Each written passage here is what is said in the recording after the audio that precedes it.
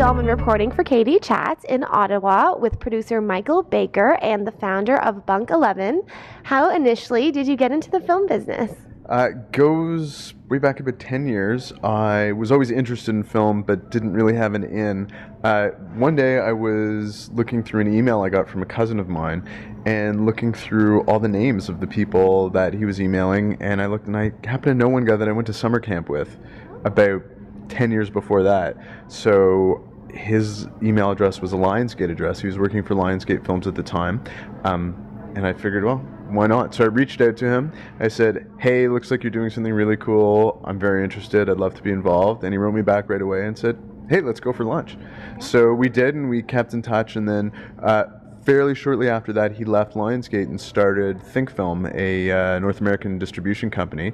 And when they were just getting started, I kept in touch. And he called me up one day and said, hey, we could really use another person here. Would you like to come over?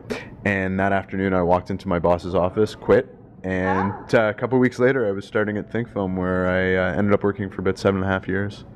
Yeah. So can you elaborate a little bit on just reaching out to people and sort of keeping up with them in terms of the importance of it and how it can influence one's career? Yeah, absolutely. And without being on top of that and doing that sort of thing, I wouldn't be working in the business now. It's just about maintaining your contacts. You never know where anybody's going to be, where they're going to end up, what they're going to do.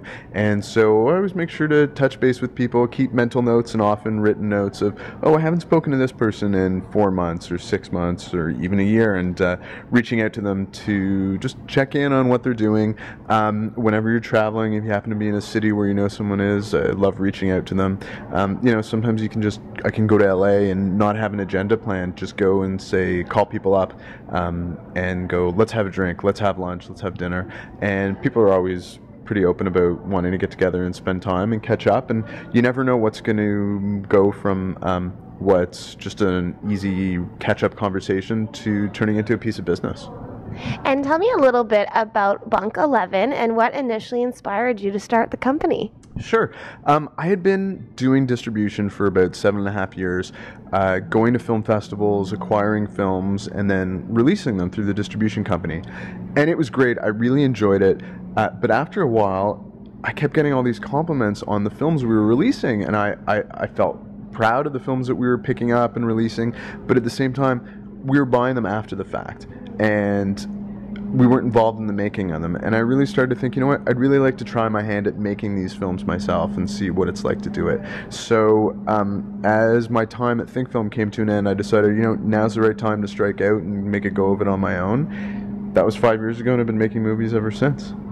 And you've produced and executive produced definitely over 15, maybe 20. I think it's about 20 movies now, yeah. Are there any films in particular that you are really attached to? Oh, it's like picking your favorite child, as the expression goes.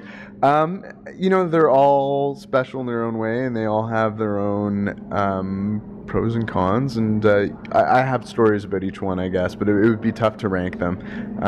There's certainly moments that I remember that were great. I remember the first public screening ever of Young People Fucking at the Toronto Film Festival, and just the reaction of the crowd, packed theater, 1,000 people in the theater all laughing at the same time. That was a real highlight. That was a lot of fun. And what was it like for you recently working on The Birder? Oh, The Birder was a blast. It was a great team. Guys, I had seen their first film, Things to Do, which played in Slam Dance a few years before, and they had reached out to me about that film, and we had kept in touch. And when it came time for them to do their next feature, I said, guys, I'd love to be involved in any capacity. So we started talking, and they asked me to come on board as executive producer, and I just sort of guided the process with them, and they put together a great cast, and the film is just very funny, and I'm really happy with how it turned out. It was a lot of fun working with them. They shot that in Windsor, which was their hometown, and I'm a real big fan of people going back home to shoot their projects, and they should be very proud of what they accomplished. It's a great film. And coming up, you're working on Shivers, which was co-written by David Cronenberg. How did you get involved in that project? The original executive producer is a contact of mine, and so the original film was written and directed by David Cronenberg about 40 years ago, the original producer held the rights, and he said, I think this film is ripe for a remake. So we took a look at it, and we're like, wow, It's a classic. It's a cult classic, but it feels good for 1975. But I think we can set this in today's world with cell phones and smartphones and Facebook, and talk about how people are afraid of communicating and being social. They do it all through devices and electronics. And what happens in Shivers, in our version, is they start connecting with each other on a human level once this virus comes out. This particular parasite gets released into our apartment building. So it really felt like it was perfect for modernizing, and we're excited to see where that goes.